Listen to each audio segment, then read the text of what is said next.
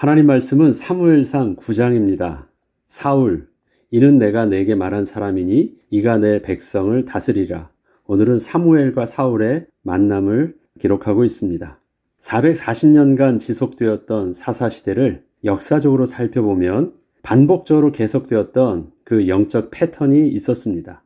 그것은 이스라엘이 하나님을 잊고 우상숭배를 하게 되므로 이방의 종이 되어 고통을 당하게 되면 저들은 다시 하나님을 찾고, 그때 하나님은 이스라엘에 강력한 사사를 세우셔서 이스라엘을 구원케 하셨고, 또 그 사사가 다스리는 날 동안에는 이스라엘에는 전쟁이 그쳤다가 그 사사가 죽으면 다시 하나님을 떠나 우상 숭배하는 이러한 패턴이 반복되기를 계속하였던 것입니다. 이와 같은 사사 시대의 사무엘은 하나님께서 세우셨던 이스라엘의 마지막 사사였습니다. 그런데 사무엘은 이전의 사사와는 분명히 다른 점이 있었습니다. 사무엘에게는 전쟁터에 나가 앞장서서 싸울 수 있는 그러한 싸움의 능력이 전혀 없었습니다. 사무엘은 위대한 전사가 아니었기 때문이었습니다. 사무엘 시대에 있었던 이스라엘의 평화는 군사적으로 강력한 사무엘이 버티고 있어서 유지된 평화가 아니었습니다. 사무엘의 통치는 주로 하나님의 말씀을 가르치는 것이었고, 백성들과 더불어 하나님께 온전히 제사를 드리는 것이었습니다. 사무엘은 오직 하나님의 말씀만 전하는 자였고, 하나님께서는 이러한 사무엘을 통하여 그 선포되는 말씀이 하나도 땅에 떨어지지 않고 성취되게 하심으로 이스라엘 백성들의 두 귀를 울리게 하셨던 것입니다. 이스라엘은 사무엘을 통하여 오직 하나님의 말씀의 권위 앞에 서게 되었던 것입니다.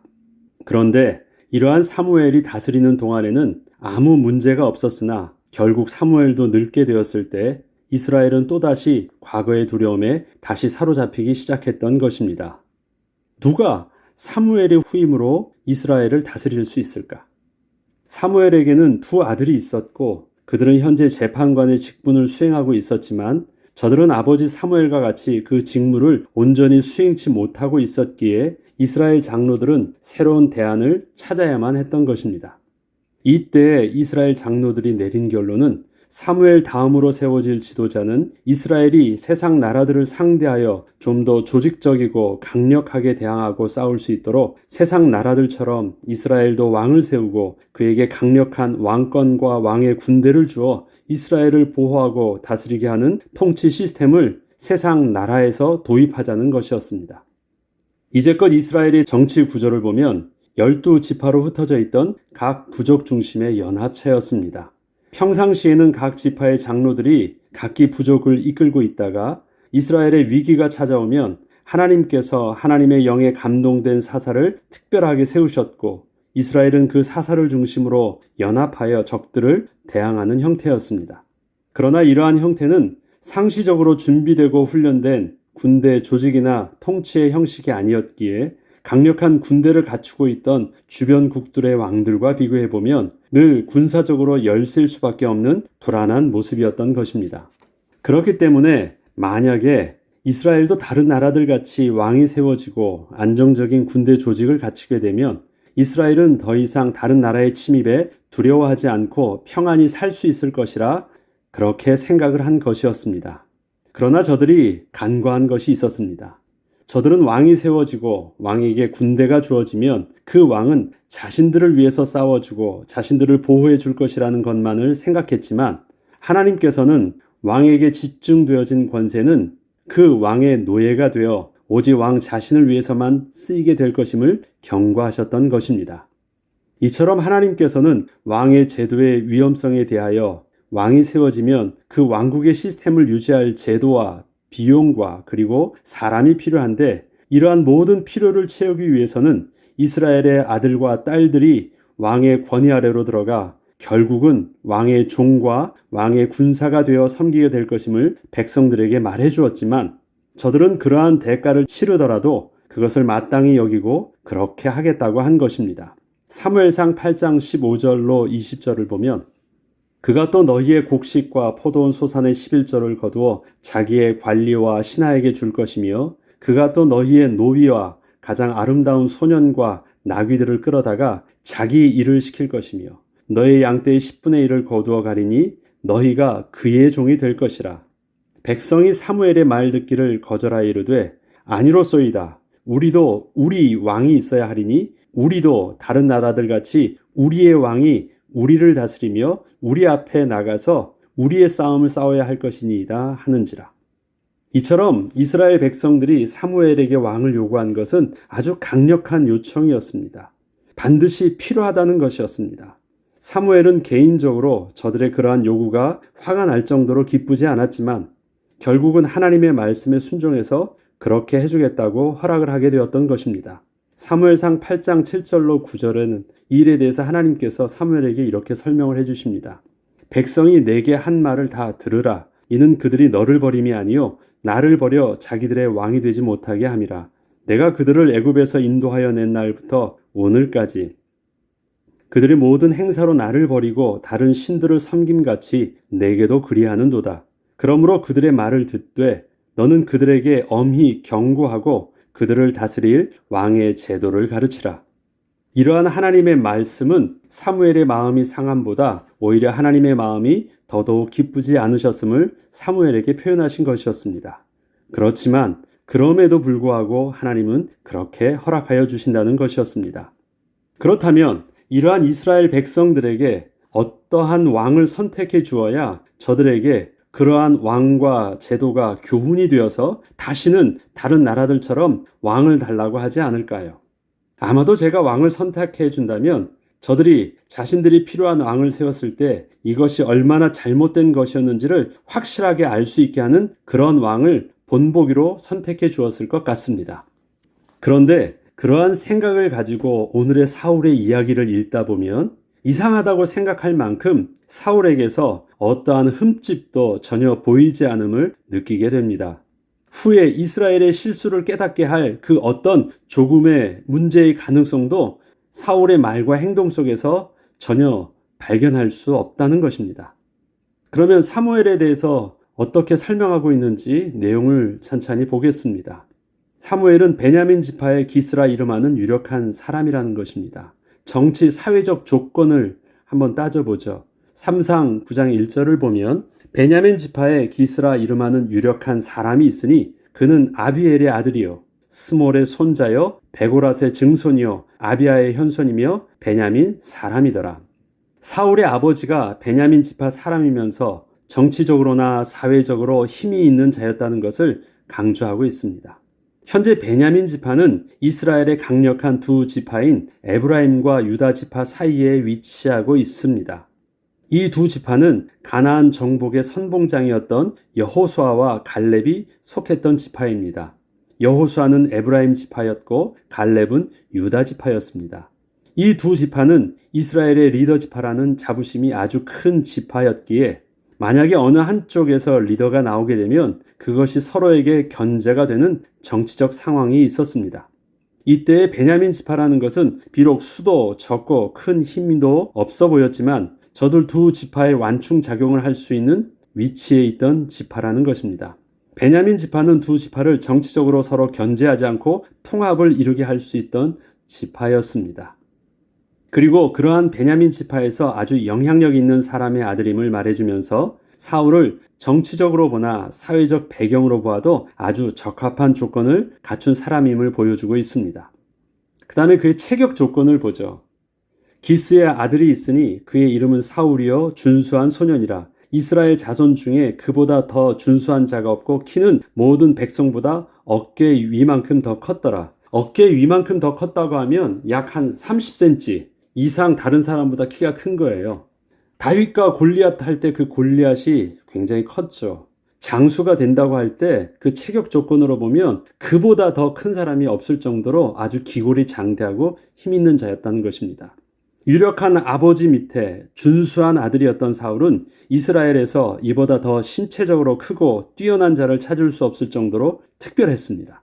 사울 시대의 싸움은 다윗과 골리앗의 싸움처럼 힘센 장수가 앞장을 서서 싸우는 것이었기에 사울은 장수가 되어 백성들 앞에 서서 싸움을 대신해 줄 수 있는 모든 신체적 요건도 갖추고 있었던 것입니다.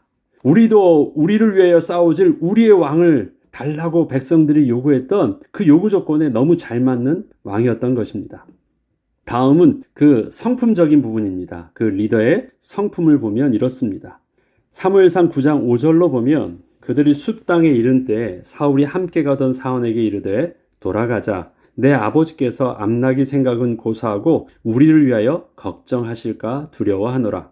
사울은 지금 잃어버린 암나기들을 찾아오라는 아버지의 말씀에 순종하여 베냐민 전 지역과 에브라임 산지까지 두루 돌아다니면서 최선을 다하여 암나기들을 며칠째 찾고 있는 모습을 보여주고 있습니다. 아주 짜증이 날 일들이에요. 아주 지친 일들입니다. 그런데 그러한 자기의 지금 이 고생에 대해서 뭐라고 투덜거리거나 화를 내고 있지 않고 참으로 겸손한 모습으로 아버지의 말씀에 순종하고 있는 사울의 성품을 볼 수 있습니다.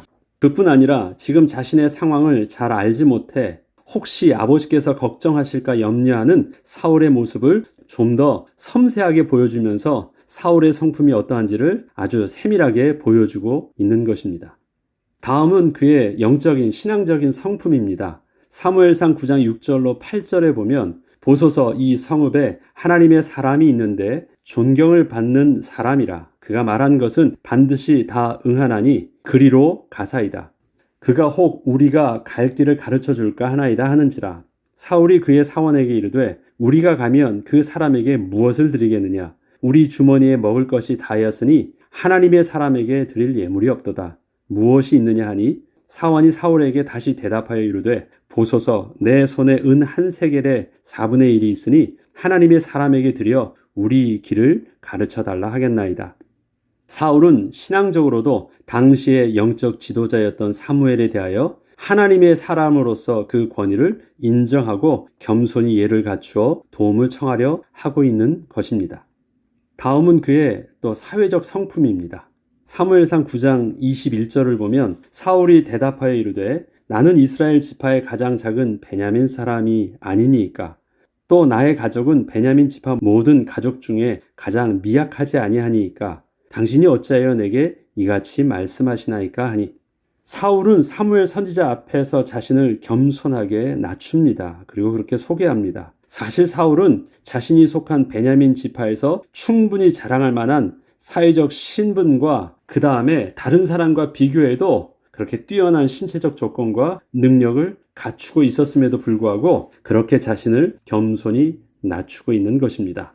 이렇듯 사울은 영적으로나 육신적으로나 성품적으로나 또 사회적으로도 왕으로서 갖추어야 할 자질을 따져보면 전혀 부족함이 없던 자였습니다. 왕의 자질로서 전혀 빈틈을 찾을 수가 없었던 것입니다. 그런데 오늘의 본문은 바로 이것을 보여주려고 하고 있는 것입니다. 이스라엘 백성들이 세상의 모든 나라들처럼 자신들의 의지하고 자신들을 위해서 다스려줄 왕을 찾는다고 한다면 이보다 더 훌륭한 조건을 갖춘 자는 없을 정도로 완벽한 자가 바로 사울이었음을 증거하고 있는 것입니다. 그리고 그러한 왕을 백성들이 선택해서 추천을 한 것이 아니라 하나님이 직접 택하셔서 사무엘을 통하여 백성들에게 만나게 하여 주신 것이었습니다.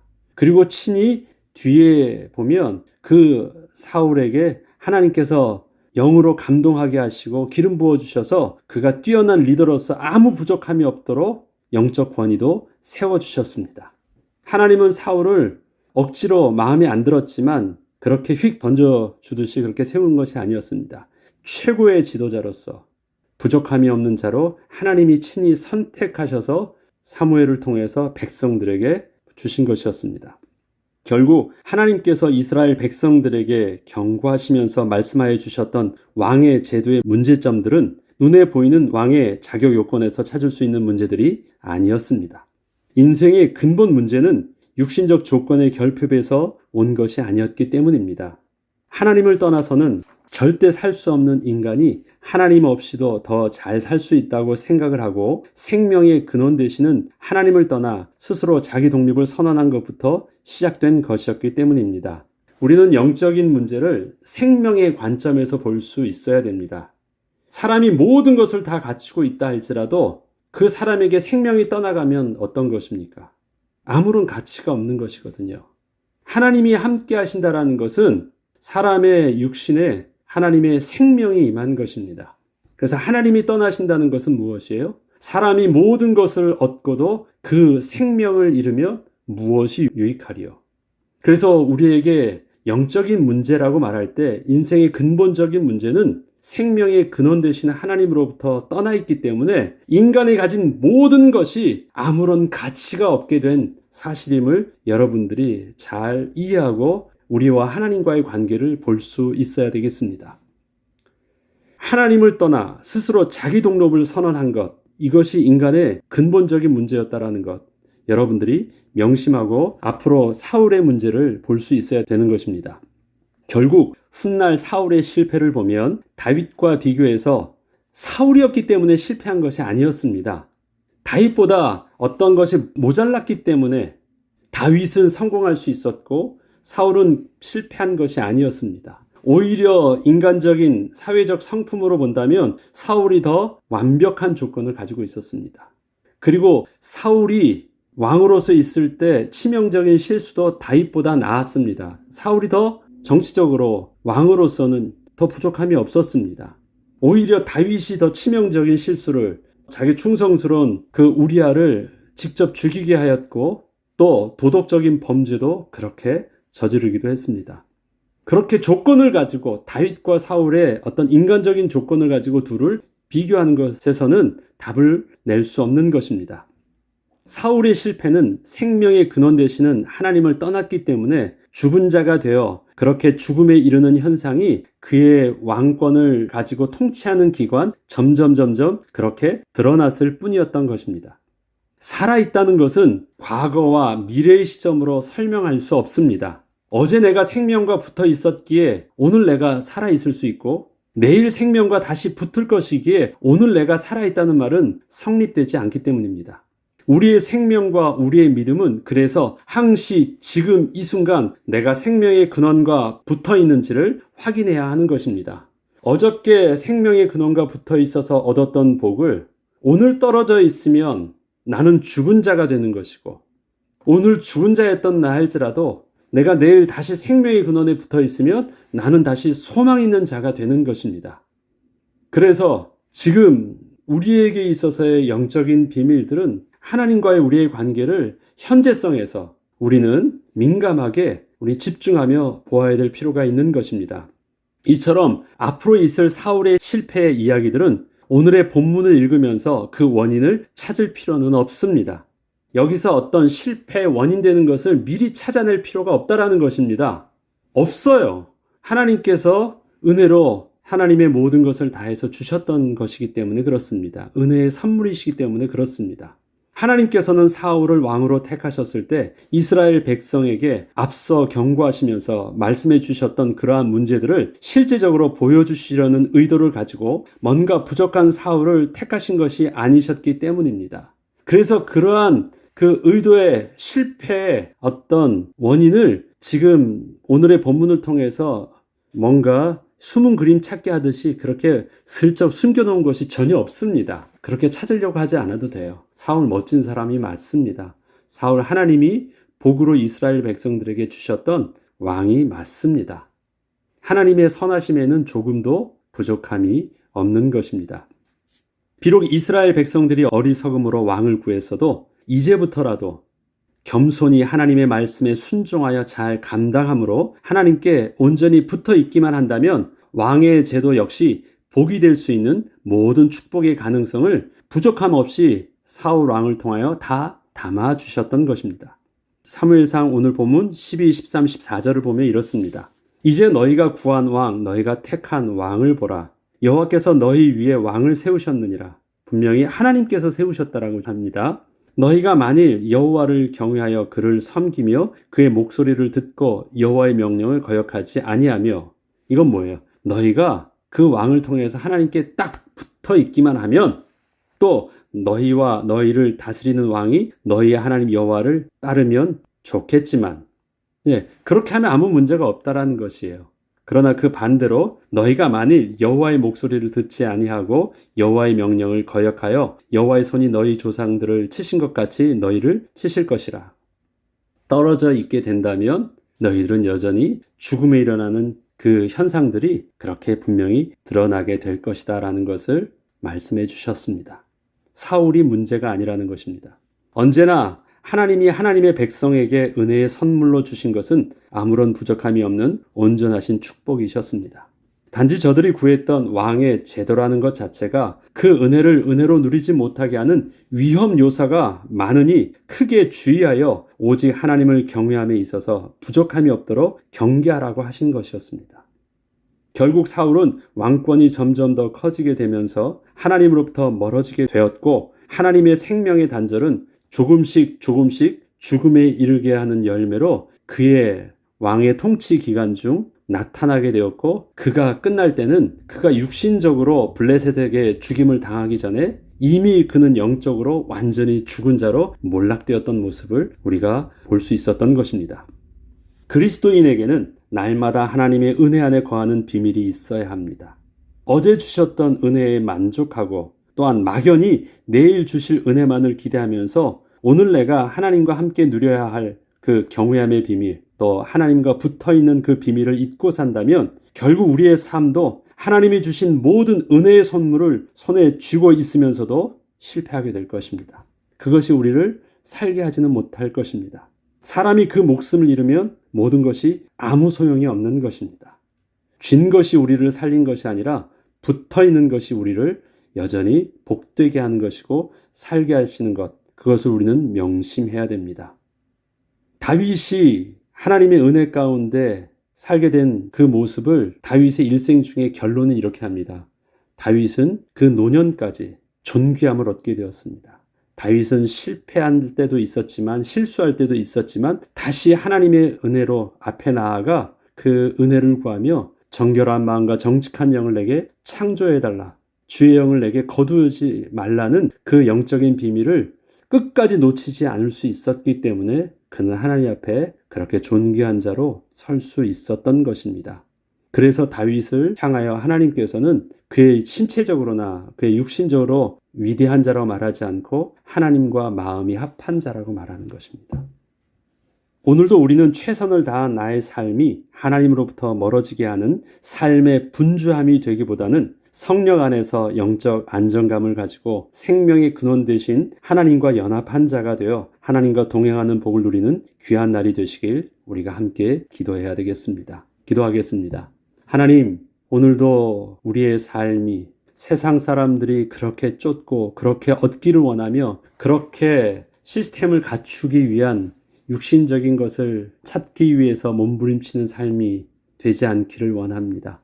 사람이 그 생명을 잃으면 아무 소용이 없다는 것을 우리가 명심하게 하시고 우리의 생명의 근원 되신 주 안에서 우리가 먼저 거하게 하셔서 주님이 주시는 영적인 안정감과 평안함 속에 하나님이 이미 우리에게 복으로 주셨던 모든 것을 복답게 누릴 수 있는 그 하나님의 비밀 가진 자의 삶을 누리는 축복의 날 되게 하여 주시옵소서.